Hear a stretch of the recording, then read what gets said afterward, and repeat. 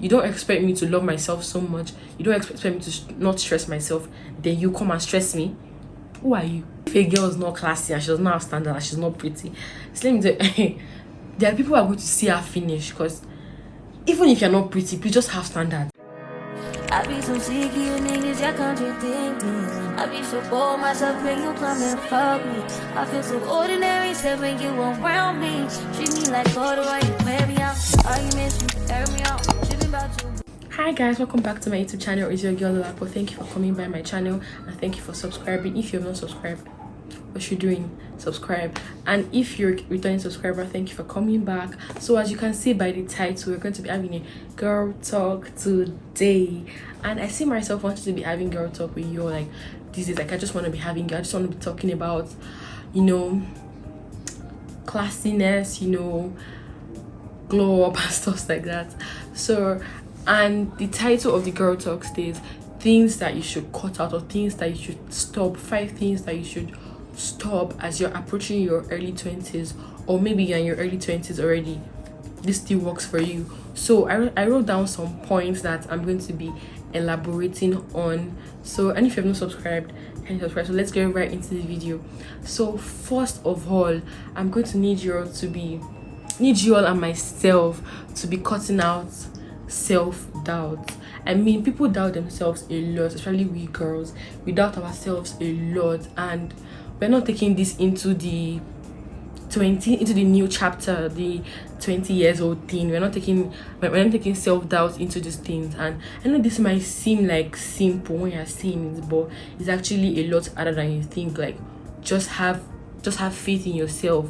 Don't doubt yourself. Let's say goodbye to those things now, because if you doubt yourself, it can actually lead to negative outcomes like that you yourself don't even expect to have. If you don't have enough faith in yourself, enough confidence in yourself, that you keep doubting, can I really do this? Can I really do this?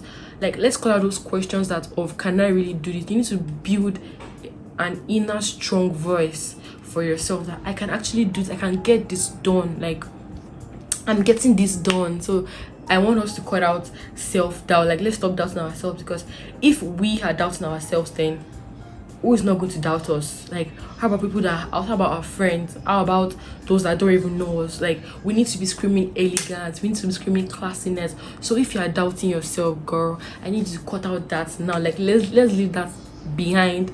The 19 years old, 18 years old, let's leave that behind. I mean, and this works for you too if you're a teenager. I mean, self-doubt is actually like something that everybody needs to cut out, but as you're entering this new chapter, you need to leave that behind. Like, leave that behind so bad and start having more faith, start having more confidence in yourself. See yourself doing better things for yourself and people. Don't be having second thoughts of, can I really do this? What if? Get it done first. Like, let's leave out the what ifs. Let's leave it out and get things done yourself. I mean, things might not always work out, but I'm sure you'll be happy. You have this fulfillment that actually got it done. So nothing spoil, that kind of stuff. So let's cut out self-doubt. Now, moving on to the next point. I feel like I'm sure everyone has had this experience once in a lifetime. Like, the least you can have is once in a lifetime, and it's actually like really common nowadays, and this is toxic relationships. And don't get me wrong, when I'm saying toxic relationship, I don't mean your partner, I don't mean your spouse. You can have a toxic relationship with your friend, with your family, with your colleague, with your co-worker. You can have a toxic relationship with anybody. It doesn't have to be your spouse or your boyfriend or your girlfriend.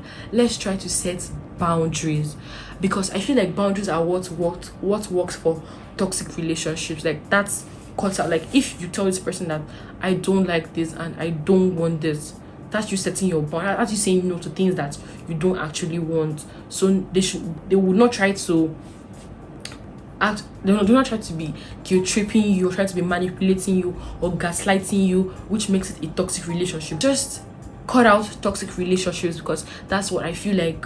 I feel like people around us should enhance us. It should enhance our lives. Like, everybody should have one benefit or the other to do for each other. We don't have to be all caught up in toxic relationships. We don't have to all caught up in hate, in beef and stuff like that. If you see anybody trying to be in a toxic relationship with you, and you've set boundaries so many times and they don't keep on getting it, I'll tell you to say bye to that relationship. Because any friendship or any relationship or any kind of connection that is making you think, that's making you doubt yourself, that is making you have low self-esteem, that's making you sad, that is not giving you joy, please cut it out. It's either a boy bye or a girl bye. Like, there are so many fishes in the oceans, so don't let anybody or don't let any relationship put you in a very uncomfortable situation, uncomfortable position whereby you have to be sad because of this person, or you have to be sad because of what this person might think or something. Cut out toxic relationship. Like, people are meant to enhance your life. Set boundaries are what helps for toxic relationships. So try your possible best to set boundaries. I know these things might not be easy, but you don't want to be taking toxic relationship into 20 years or 23 years old. You don't want to be doing that. You don't want to be taking a very toxic relationship into early 20s. Please let's leave that behind, because these are our 20s. We actually want to be screaming girl boss. So don't let anybody weigh us down in any way. Now the third one I'm going to be going to, number 3, that's abusing your body.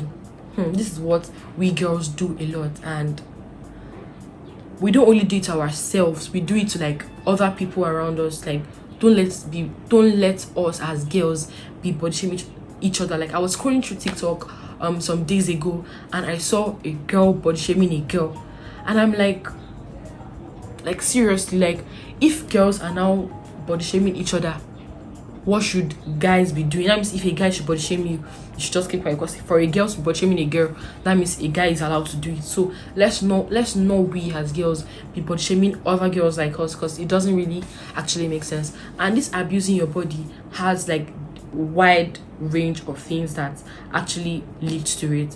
When I mean abusing your body, I mean you have to embrace body positivity. It's okay if you want to work on your body. It's okay if you want to lose weight. It's okay if you want to do anything to your body.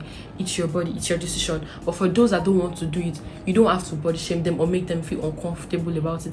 Like, if you have, let me tell you, you might not have big boobs, you might not have big ass, but once you have body positivity, you carry yourself in a very classy manner. Nobody's going to like down talk you if you have that confidence of, I don't care about what you say about me. It's my body. It's my body. It's my body. Say whatever you want. Nobody will have the audacity to maybe talk to you rudely or talk to you about she doesn't have butt, she doesn't have breast, she's bowed. Nobody will say those things to you, because they feel like if you say to her, it's not going to utter, because even herself, she carries herself with classiness, with elegance. So let's cut out body shaming, and also try to eat healthy. I'm sure this is what almost everybody is guilty of. You try to eat healthy, and you don't have to be a vegetarian to eat healthy. You don't have to not eat at all to be slim or something, but just make sure that you're cutting out your carbs, you're eating proteins. If you want to lose weight, intermittent fasting might work for you. You might just start eating your breakfast by 12 and stop your dinner. Like, nothing enters your mouth after 6 p.m. Like, just try to live a positive health lifestyle. Like, just embrace some attitude. You don't have to change your old diet routine or your old food plan just because you want to lose weight or something, or because you want to like keep fit. You can keep fit without actually starving yourself, or without actually doing some certain things. So you can take strolls, take walks, do things that are positive to your mindset, your mind.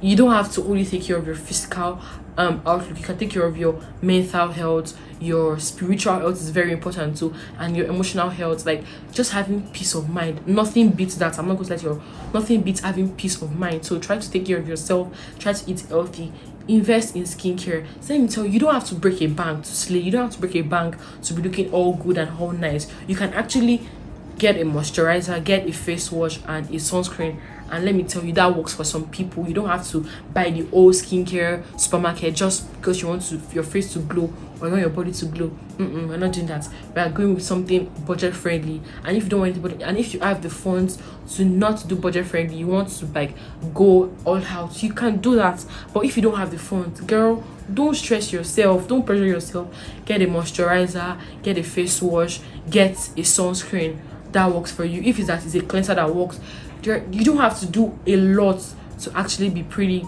to be honest. you don't have to do a lot to actually be pretty. Learn basic things.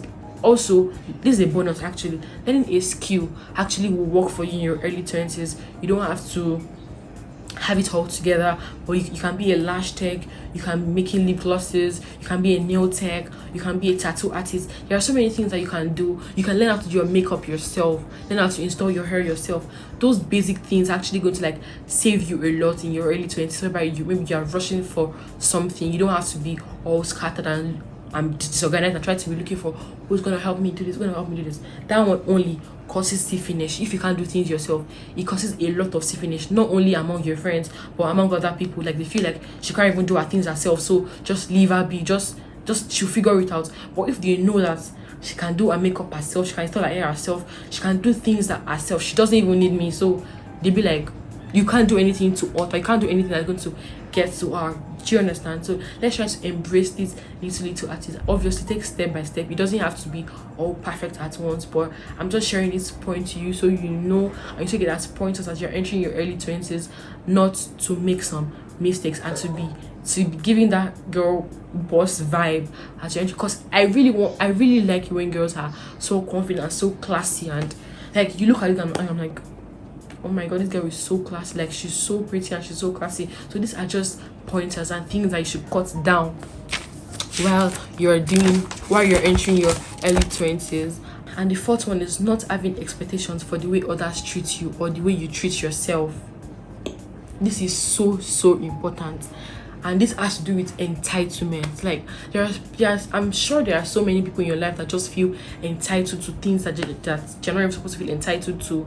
Like I don't know if you get me, but like when you don't have high hopes for people, you don't have high expectations for people, then you don't get surprised by what they do. You don't get surprised by if a friend betrays you and you don't have high hopes for her. You won't be shocked, you won't be pained. It might get to you for real, but you'll be like, yeah, I saw it coming, so it doesn't really bother me as much. So try not to have high hopes for people. And I'm going to tell you this thing because I feel like it's really important when you have this kind of mindset. If you treat yourself with so much love and care, like your self-love is really high, it's on a very high scale, people will know exactly how to treat you. Let me repeat myself.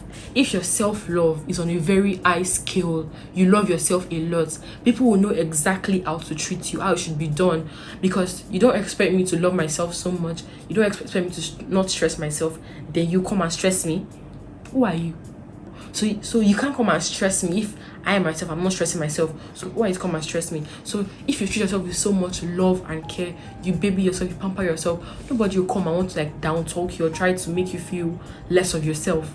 It's not going to happen, because even me, I'm not feeling less of myself. So who do you think you are to make me feel very less of myself? So that's not going to happen if you don't have high hopes for people, you don't have high expectations for people. Like, okay, I know she'll do this for me. Say that I know she might do this for me and she might not, but if she doesn't do it for me, I'm not gonna be pained, I'm not gonna be surprised if she doesn't do it for me. So let's leave it like that. Learn how to stand up for yourself, learn how to be kind to yourself, treat yourself nice, girls. So let me tell you, I'm not asking you to break a bank once again. I'm telling you that be kind to yourself, get things for yourself. If you have the funds to get a lot of things for yourself, do it. Don't be so selfish or stingy to yourself and feel like I don't think I need it. If you have it, do it. If you don't have that much, do little things that are gonna make you happy for real, because there's no more happiness in you doing things for yourself. Have you ever maybe earned money and use the money to buy something for yourself? That feeling, you feel like I'm sorting my bills, I'm growing, I'm doing things myself. So if you do things yourself, you'll feel one type of way that nobody's going to like make you feel really low. And also have standards. Girls, have standard.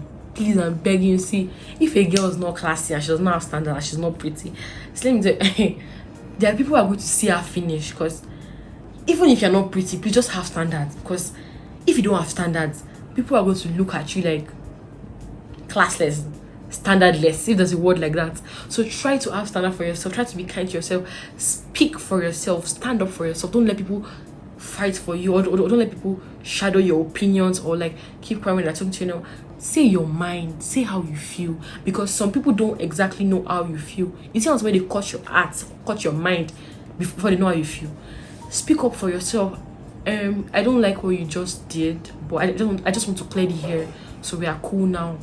Oh, you don't like what I did, sorry, that kind of stuff. You guys should learn how to communicate your feelings. If you don't communicate, how do you expect people to know? Try to tell them, this is where I stand. My no is my no, my yes is my yes, and I said what I said, and I'm going to say it again if you want to hear it.